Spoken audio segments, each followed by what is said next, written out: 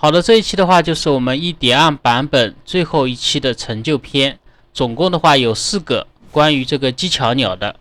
大家首先打开地图，来到我们这个新茶海中枢的右边这个传送锚点，过来你将视角切换到我们西南方向，然后这边找这个 NPC 对话。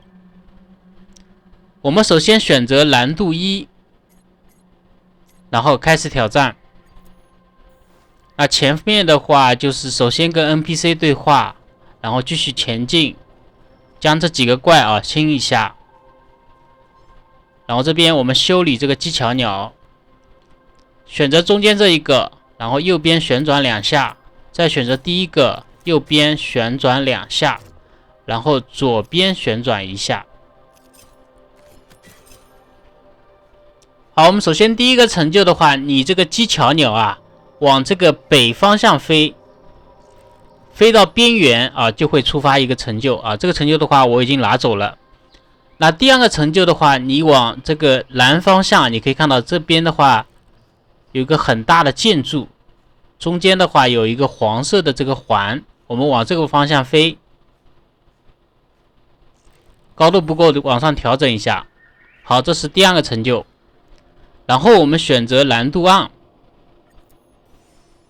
这边前面都是一样的对话，然后这边的话将怪清一下。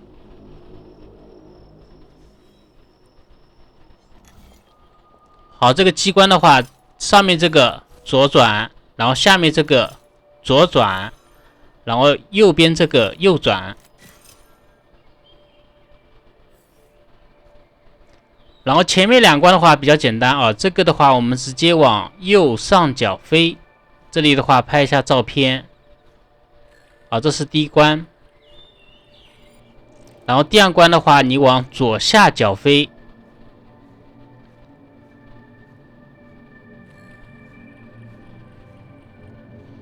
好，我们来到这个第3关，中间的话有一个大的，你看到没有？非常好看。我们往这个方向飞，会获得一个成就穷关镇。